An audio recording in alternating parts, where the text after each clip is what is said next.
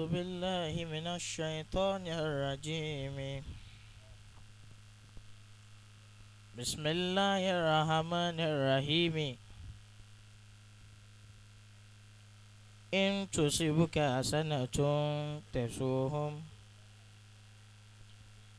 وإن تصبك سيئة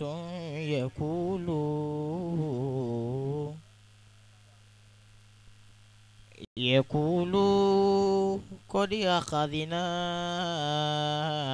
أمرنا من قبل ويتولوا وهم فرحون. كل يصيبنا إلا ما كتب الله لنا هو مولانا وعلى الله فليتوكل المؤمنون. لا يتكلمون إلا من أذن له الرحمن وقال صواب اللهم آمين. gbogbo ẹni Ọlọ́run bá ń bẹ lára rẹ̀ kó ní Allahu Akbar. Allahu Akbar.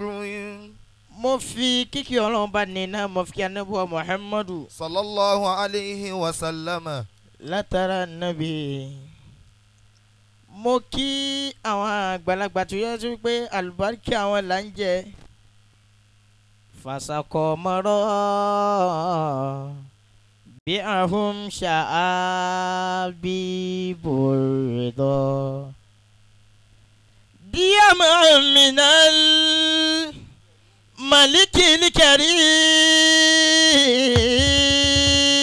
ajwadi. fasakọ mọ́rọ́ alijurimi àwọn tharawatihim.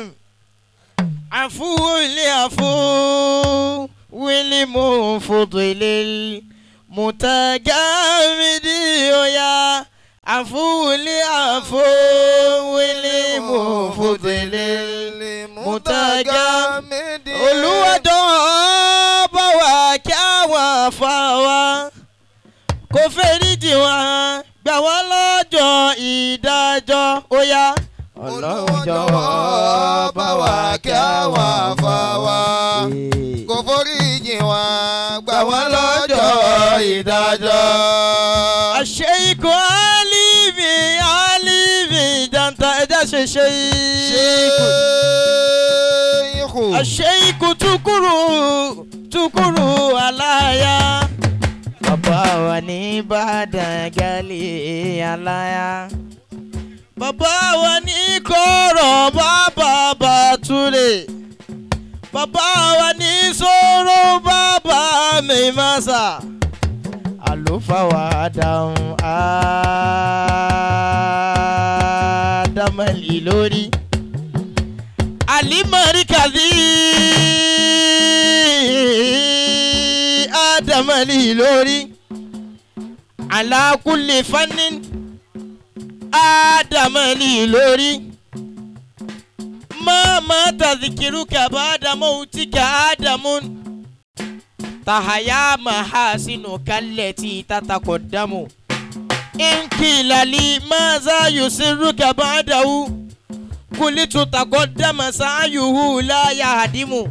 Dhikraka fi qalbi ka'ayyi kitabina. Abadan tadhakara al-qulubu wa tafhamu. فالشيخ آدم سابق لا يلعق في كل فن ماهر ومعلم وسلم يرقى به المتعلم نهوى الأولى ومظلة لا تفسم. الشيخ آدم للزمان كتابه ما ظل يقرأ بكرة واسلا. لا شك أن الشيخ كان مجددا للقرين سهل عسره تسهيلا. امتاز الشيخ بالعلوم كأنه حقا تلقى لوايا من جبريل. غلب الإلوري يليدا حتى غدا سيفا على أعدائه مذلولا.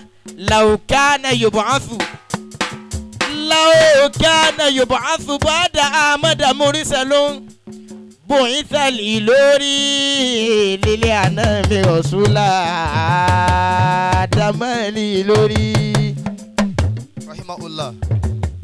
Oya Adam babalagege Sheikh Adam babalagege oya Adam babalagege Sheikh Adam babalagege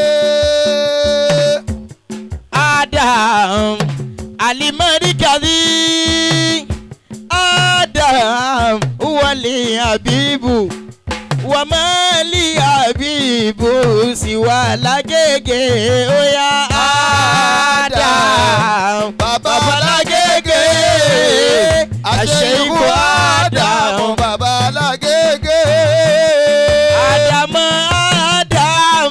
aliya lórí Adam aliya lórí Adam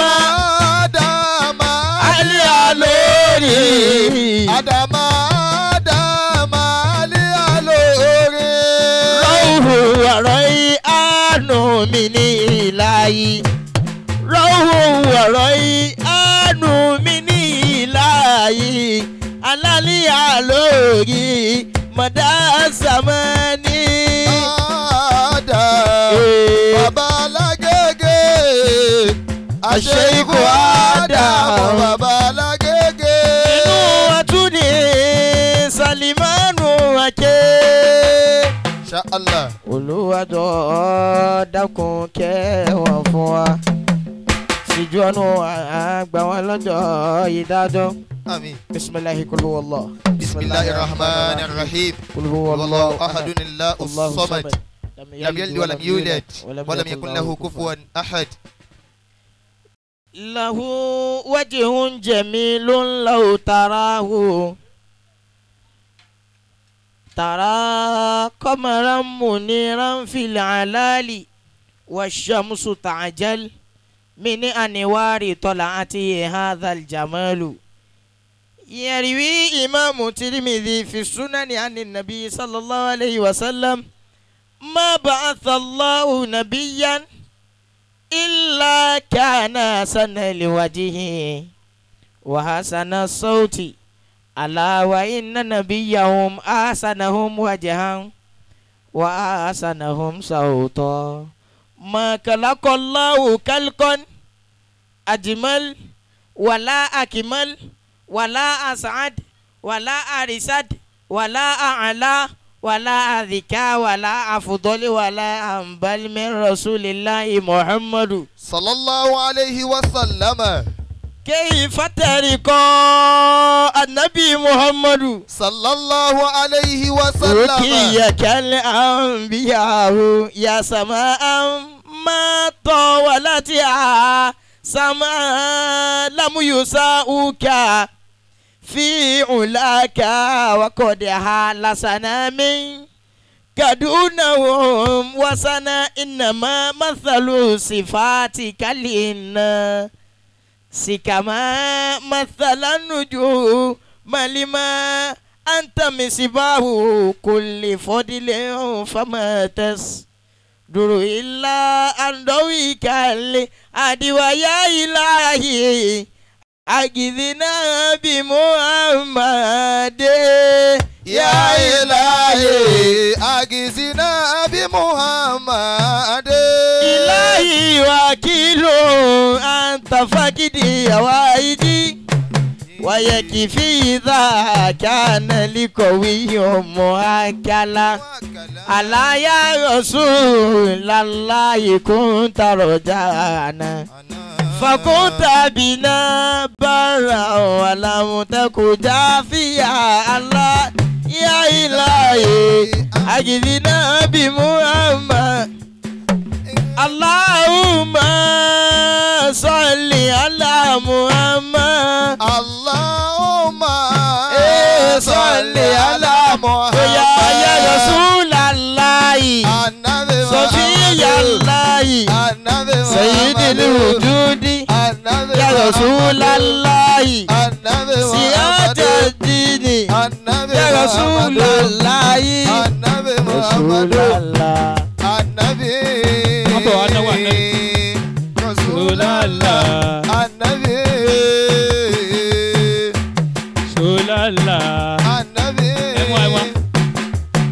Rasulallah Annabi Annabi Muhammadu Annabi Muhammadu Annabi Muhammadu Annabi Muhammadu Annabi Muhammadu Annabi Muhammadu Annabi Muhammadu Annabi Muhammadu Annabi Muhammadu Annabi Muhammadu Annabi Muhammadu Annabi Muhammadu Kamu Annabi Muhammadu owó Muhammadu Annabi Muhammadu yẹlẹ́kọ̀ Annabi Muhammadu ẹni kú nísìn Annabi Muhammadu amayọ Annabi ìnáwó Muhammadu Muhammadu Annabi Muhammadu aláwọ̀ amẹ́rẹ́ wọ́sẹ̀lẹ̀.